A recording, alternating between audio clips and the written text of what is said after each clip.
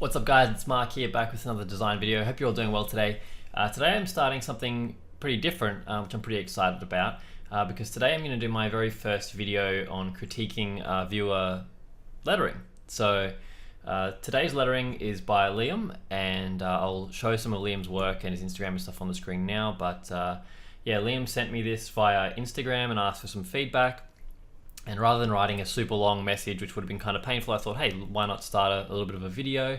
I spoke to Liam, and to his credit, he was all for it, which I have a lot of respect for, because I'm going to give him feedback and critiques on this, and it's going to be, in public because it's going to be on a video. So major respect to Liam for that one. Also, just really quickly to let you guys know, a couple of days ago I released a new font, which has got a lot of positive feedback, so thank you very much for that. I did some custom type a little while ago in the word chaos, and a lot of people were asking how it was done and stuff like that. So rather than replying to them all, I thought I'll just make a font with that style instead, so you guys can just grab that. So links to that in the description as well. Anyway, so Liam's drawn this vastly outnumbered design. He's sent me a Photoshop document. I managed to get the initial sketches and stuff as well, which I think is super cool. And yeah, so I'm going to be going over some critiques of that one now. Just for future reference, if any of you guys would ever like me to critique any of your lettering, or it could be a logo design or illustration or something like that, by all means send me a message. You can send me an email or send me a DM on Instagram or something like that, and I could possibly include it in a video like this if you want, of course. Okay, so one thing I want to say straight away is I'm really glad that I've got the initial sketches for this as well, and sort of the in-between processes. It's super useful for me to see the kind of the thinking and the changes that have gone along in the process, because there's some really cool, really interesting stuff going on here. It's also worth saying at the start that overall this is pretty solid lettering. Like there's a lot of the kind of the foundation things are all there. I think it's more about tweaking finer details, and it's a lot of sort of little small things that make it, that are the difference between good lettering and really great looking lettering. So it's really going to be sort of nitpicking here, and just trying to bring out some little small details that could take this to the next level, I guess. So overall, the letters are in pretty good proportion and stuff like that. It's a good composition, I think. I really like that when I look at the initial sketch, just down the bottom here, I can tell that obviously there wasn't a guideline used, but I can tell that these letters are a little bit lower than some of the others, and that's been kind of fixed in the final piece, so that's really good to see. In the in-between drawing up here, I can see that there's a pretty big gap between the O and the U, and I can see that in the final drawing that's been fixed. So it's really good to see the process and see that Liam's been making improvements along the way that he's actually recognizing by himself. Also a pretty cool thing to see is that he had originally extended the T like this in both of the two sketches, but then for the final piece he decided to extend off the O, which is something that I'm a big fan of doing myself as well. So I like to see that, so that's pretty cool too. So to give you some constructive feedback, one of the first things that I do whenever I'm looking at some of my own lettering, if I think it doesn't quite look right or if there's some things that need improving, one of the very first things I do is redraw my guidelines just to make sure that things are exactly where they're supposed to be. So I've drawn some guidelines here that I'll make visible. So if I look at these guidelines real quick, I can see that I used the U and the N as the basis for the guidelines. So you can see that they line up perfectly. But as I continue to go along, unfortunately, like for a couple of the letters, for example, the U is just a tiny bit short, not a huge deal, but it's a little bit short. Same as the M. And towards the end here, the E's a little bit short.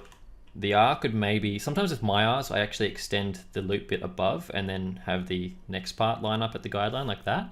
So that might be worth considering. And the E here as well is a little bit short, and the D is as well. So for me, one of the reasons that, because Liam sent this to me and he said that he could tell that there were things that needed improving, but he couldn't quite put his finger on exactly what he should change. So for me, it's all about, these are just little minor things that need tweaking to make it look really solid. So one thing is that the D over here should sort of look like a reflection of the B. So the B's got quite a big sort of bowl to it. It really fills the guidelines. It's right to the top and bottom guidelines, which is exactly what you want. And the D looks quite small by comparison. So I guess if you sort of extended the D to fill the space, immediately that would create more of a balance between those two letters, and that's one of the little things that'll really help it to look the way it should. Another little thing I've noticed in the second half of the word, and for the record, I actually think the first half of the word here is really solid, and it's only really in the second half of the word that there are some little adjustments mostly that make it not quite look as balanced as it should. The two E's look kind of different, and I can see what you've done. You've connected, straight from the R, which is really cool. But this E is a bit of a different shape to that E, so maybe worth extending that up. You could even bring the R up to here and then just have the E go from there instead, maybe. So just little things there.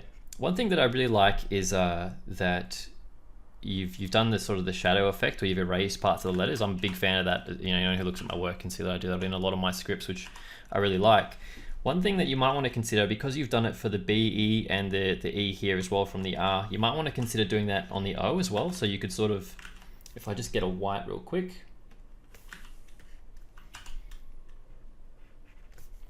you could sort of create a shadow effect on that letter as well, just to help kind of balance them all out. While we're looking at the O as well, I think it's worth mentioning that this O down here in your initial sketch, oops, I'll just change back to red, sorry. This O down here in your initial sketch, I think is pretty much perfect. So that one's pretty perfect, but the one in the final sketch is not quite as round as the one in the sketch. It's sort of, I think for me, if I look at it, it looks almost like it's got a little bit of a corner here. Again, not a major thing, but those little sort of smoothing out and, just really kind of smoothing out the O will make all the difference in making it, look balanced visually. So there's some parts there that are maybe just a little, it's a little bit, some parts are a little bit thicker than others, so which can be a style, but all the other letters are mono weight, they all have the same thickness, so I think the O would probably benefit from having the same kind of thickness as well. If we want to get super into the details, I guess, I think you've balanced this top half really, really well on this left side, but that kind of leaves you with a little bit of a gap in the right-hand side. Again, not a huge thing. You could maybe work another form of flourish into that, so you could extend that T all the way through, I guess, if you wanted to. Alternatively, you could use the letter D to create something as well to kind of offset that. So there's a few little options that you can do there. You could possibly think about moving vastly into the middle and even extend that down into the space somehow. So just again, just really little things. I would maybe think about just sort of smoothing off the B and the D here as well. I would probably just make those sort of a bit more like that, that get rid of that sort of bulge bit on the sides there. I think I can see what you've done there. It almost looks like you've sort of looped it like that, which is cool. But I would probably just kind of flatten that out a little bit if I were you. On the note of the extension of the crossbar of this T here as well, it's quite thick compared to the other letters.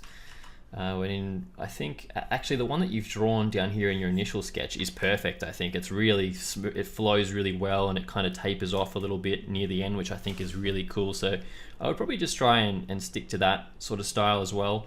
The one you've got in this other sketch up here is also pretty good, although it is thicker, but I do think one that's maybe just a little bit thinner and a bit more balanced. You could start thick and then kind of taper it off a little bit if you wanted to, and that could look pretty cool as well.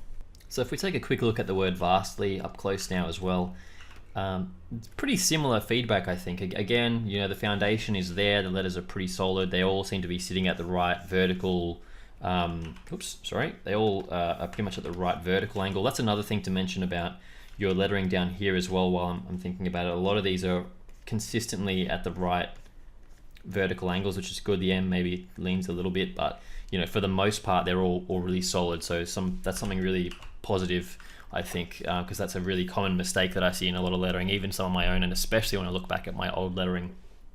But on the word vastly, probably a similar sort of thing. If I draw a guideline here, I can tell that visually the A is maybe just a little taller than it should be, or at least the Y is a little bit shorter. Either or, they could both be adjusted. I suppose the S kind of looks a little bit like it's leaning to the left, so you could maybe think about straightening that up a little bit. Doesn't necessarily need to be taller like that. It could still sit a little bit taller, but again, just thinking about those vertical guides, although those I just drew those not very straight, sorry, but you get the point. I like that the V has some varied weight to it, similar to what you did with the O. I can see that you're trying to sort of vary up the line weights and stuff on the capitals, which is pretty cool. I would maybe think about putting more of the weight on the way down on the initial stroke, and then going lighter on the way up, if anything. Because generally, if you think about it, like if you're doing a brush script, for example, anytime your pen is going downwards, you want it to be thick. Anytime your pen's going upwards, you want it to be thinner. So if you think about the V, you're going down and then up. So typically, if it was a varied weight, it would be down and then a bit thinner like that, I think. So yeah, again, just little things. And I do like that you've done the same shadow effect with the Y where it intersects with the T, and then also here as well. I think that's really cool. So yeah, I think that pretty much covers it. Overall, like I said, it's solid lettering. It's definitely, the foundations are there. This is definitely better than a lot of the stuff that I was doing, you know, even 18 months ago. So really solid stuff. Again, I have so much respect for you, Liam, for letting me, you know, give you feedback on a video like this where everyone can see it. I know I personally, you know, it took me a long time to come to terms with critiques and constructive criticism and stuff, because it's very easy for us all to be offended, I think. But, you know, just to learn to put our egos aside and take constructive criticism like that's really great. So, but yeah, overall, like I said, solid lettering. Just keep up the practice, and you'll get there for sure. So yeah, Liam, I hope you found this video useful, mate. Keep up the good work. I'd love to see, if you do watch the video and maybe have another crack at it or something, by all means send it to me. I'd love to see the finished piece. And if you're out there watching this video and you'd like me to give you some advice on your lettering, as I said at the start of the video, don't be shy. Feel free to send me an email. I'll have my email in the description as well, or you can email me through my website or send me a DM, whatever you prefer, and I can try and give you some advice with your lettering or illustrations as well. So thanks very much for watching, guys. If you enjoyed the video, I'd really appreciate a thumbs up, or if you could consider subscribing to the channel. Crazy to think we're past 1,000 subscribers already. That's nuts. Thank you so much, guys, and have a great day. I'll see you in the next video.